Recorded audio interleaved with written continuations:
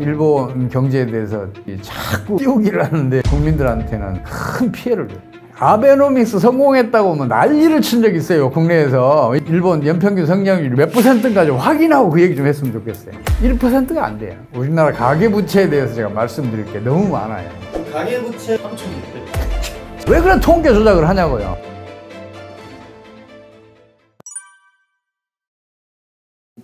일본 경제가 살아나고 있다는 얘기는 제가 그 아베 정권이 출범했던 2012년도에 제가 들었어요. 2012년부터 2015년까지 계속 일본 경제가 살아난다는 거예요. 그 미안하게도 당시에 일본의 연평균 성장률이 1%가 안 돼요. 그게 살아난 거예요? 경제 지표를 보고 얘기를 해야죠. 물론 지금은 일본 증시가 상승세로 돌아섰어요. 줄기차게 하락하다. 그것만 보면 일본 경제가 살아날 것처럼 보여요. 근데 그 실상을 정확하게 봐야 한다니까요. 일본 엔화 환율이 140엔을 넘었잖아요. 달러당. 인위적으로 거기까지 끌어올렸어요. 일본의 경상 수준은 여전히 지금 흑자 규모가 커요. 그렇다면 달러 가치는 떨어지고 엔화 가치는 올라가야 정상인데 일본 엔화 환율은 오히려 올라갔잖아요. 일본 엔화 가치가 떨어졌잖아요. 그러면 안목이 있는 국제 투자자들 이 사람들 어떻게 판단하겠어요? 저 환율 못 지킨다. 실제로 일본은 수십 차례 엔화 환율을 끌어올렸다가 결국은 시장의 힘에 굴복해서 그 환율이 떨어졌어요. 수십 차례 그랬다고. 그거 33년 동안. 그럼 국제 투자자들은 그거 보고 어떤 판단을 했겠냐고요. 야, 저 환율 떨어진다. 일본에 가자. 일본에 지금 투자해놓으면 환차익이 생기잖아요. 예를 들어서 지금 1억 달러를 일본에 투자했다고 생각을 해봐요. 그럼 140억을 바꿀 수 있잖아요. 근데 지금 환율이 100엔으로 떨어져 봐요. 100억 엔으로 1억 달러를 회복하고 40억은 이익이 남잖아요. 이익률이 40%네? 그 이익이 눈앞에 보이는데 일본 그 주식시장으로 안 갈 국제 투자자가 누가 있어요? 환금성이 가장 높은 게 주식이잖아요.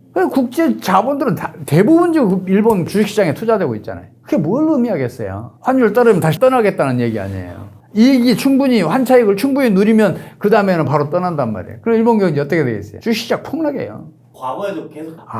수없이 반복해. 33년 동안 네 반복했어요. 경제학은 사실상 실용성이 거의 없어요. 그렇다면 그런 역사를 보고라도 지혜를 얻어야 돼요. 투자의 지혜를 얻어야 돼요.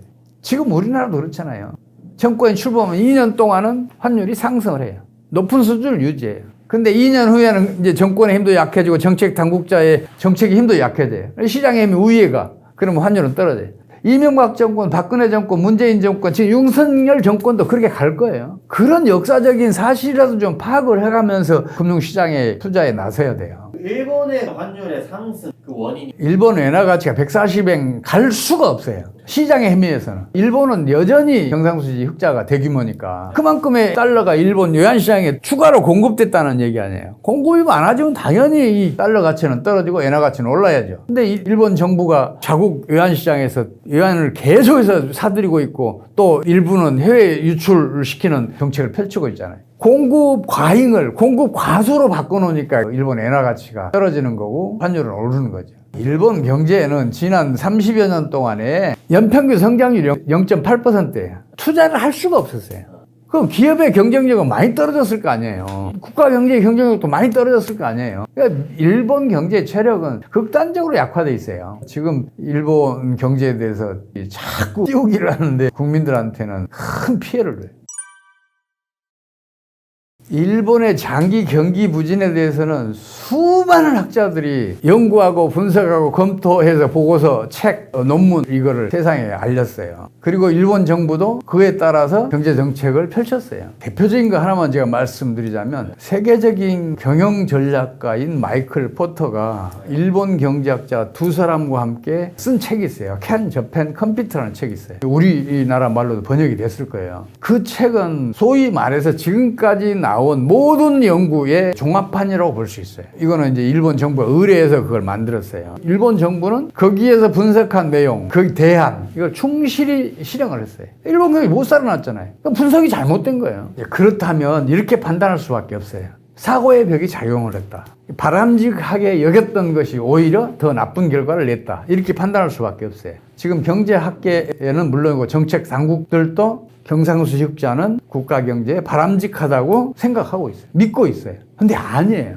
우리 동양의 금언이 있잖아요. 과유불급. 지나치면 부족함만 못하다. 일본의 경상수지 흑자는 과다해요. 지나쳐요. 자, 경상수지 흑자가 계속해서 누적돼요.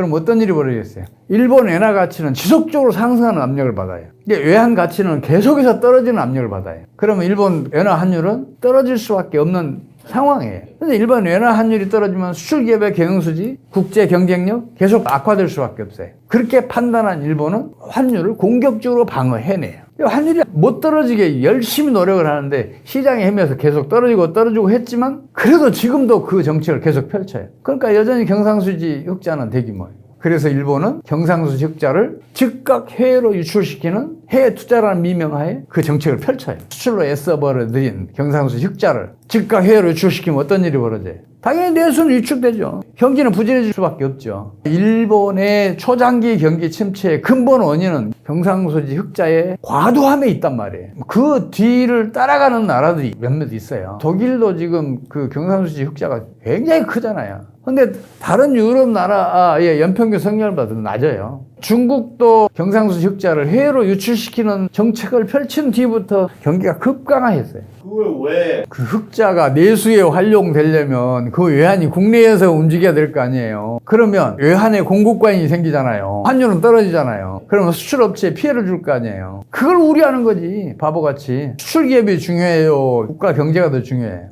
아베노믹스 성공했다고 뭐 난리를 친 적이 있어요, 국내에서. 아베노믹스를 따라가야 된다고. 근데 아베 집권기간, 2기 집권기간. 그 2기 집권기간 동안에 일본 연평균 성장률이 몇 %인가 좀 확인하고 그 얘기 좀 했으면 좋겠어요. 1%가 안 돼요. 근데 아베노믹스가 성공했다 그래요. 어이없는 짓이죠. 아베노믹스가 실패한 이유가 뭔가요? 간단히 말씀드리자면 그거예요. 환율을 상승시켜서 수출을 증가시키면 경기는 호전된다. 이걸로 귀결돼요. 정책 수단들은 여러 가지인데 핵심은 이거예요. 지금 일본 엔화 환율은요, 1985년도에 미국을 주도로 플라자 합의라는 것을 주요 선진국들이 해내요. 그래서 당시에 일본 엔화 환율은 2년 만에 240엔대까지에서 120엔대로 반토막이 나와요. 근데 일본은 그럼에도 불구하고 엔화 가치가 그렇게 폭등했음에도 불구하고 수출은 호조였고 경상수지 흑자는 계속 커져요.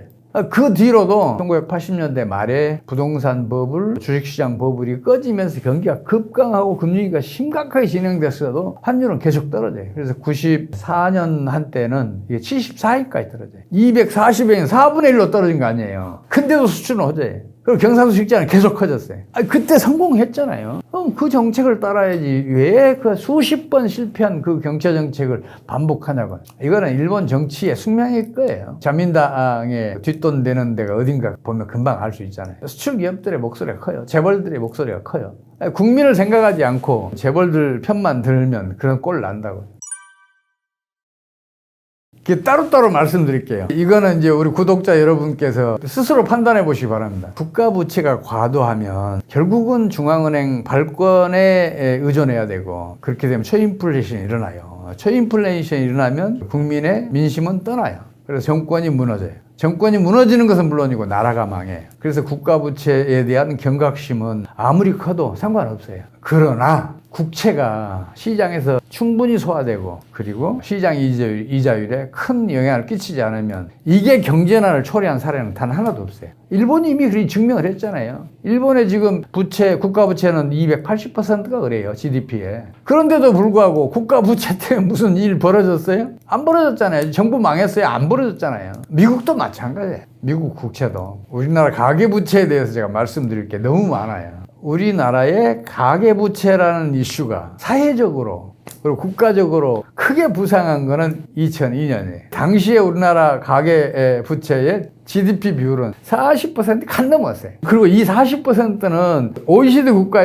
중에서는 우리나라 저 밑바닥이에요. 밑바닥에 우리보다 더 낮은 나라는 서너 개밖에 없었어요. 그때부터 우리나라 가계부채 이슈가 사회화됐다니까요. 참 어이없는 일이죠. 가계부채 문제가 그렇게 이슈화 되니까 당시 노무현 정부가 그러면 가계신용을 억제하자. 그러면 가계부채가 줄어들 거 아니냐. 가계부채의 공식적인 명칭은 가계신용입니다. 이건 한국은행이 매달 발표를 해요.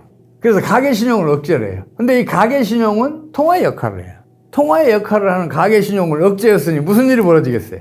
우리 몸에서 피가 순조롭게 돌아야 활동력도 커지고 또 애들은 성장도 하고 그러잖아요. 근데 억제하면 어떤 일이 벌어지겠냐고요. 이 경기가 부진해졌어.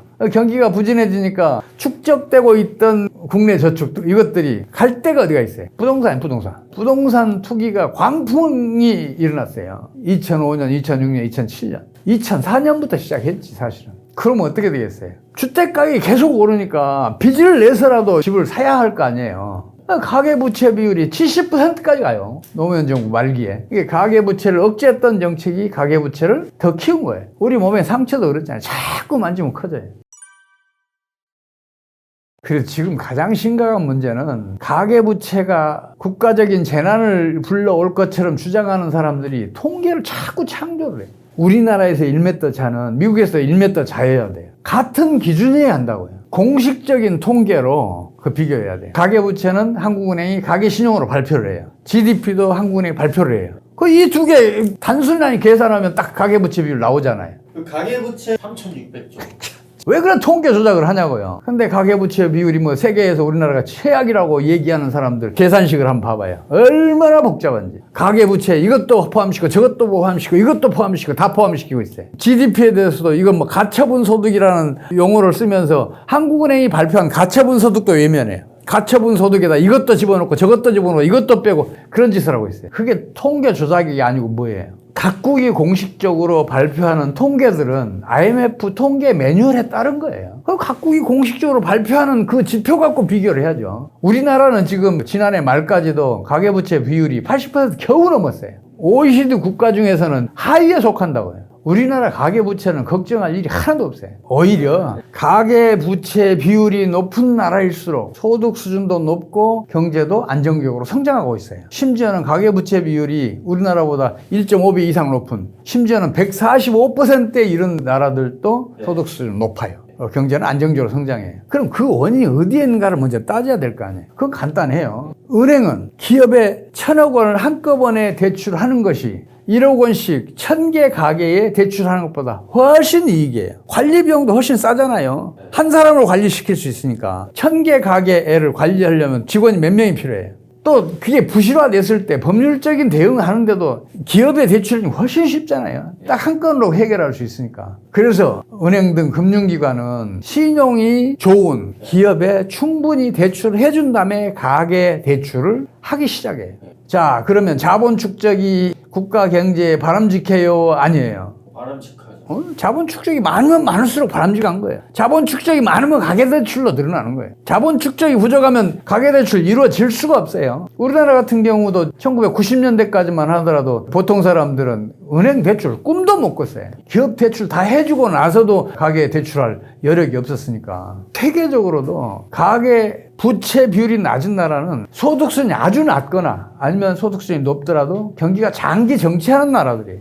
일본이 대표적이에요. 일본은 지금 가계대출 비율이 60% 정도밖에 안 돼요. 가계부채 비율 높은 게 훨씬 바람직해요. 오늘 또 초청해 주셔서 대단히 감사합니다. 머니인사이드 구독자 여러분 뵙게 돼서 반갑기도 하고요. 앞으로 저는 더 열심히 세계경제, 한국경제 상황을 진단하고 예측해서 여러분과 함께 하도록 하겠습니다. 감사합니다. 80년대 짜장면이 500원이었어. 지금 짜장면 얼마입니까? 8, 9천 원 하죠. 새우깡이 얼마나 올랐죠? 30배 올랐네. 새우깡의 가치가 30배 올라갔습니까? 금리가 올라가요. 그러면 세입자 입장에서 전세를 선호할까요? 월세를 선호할까요?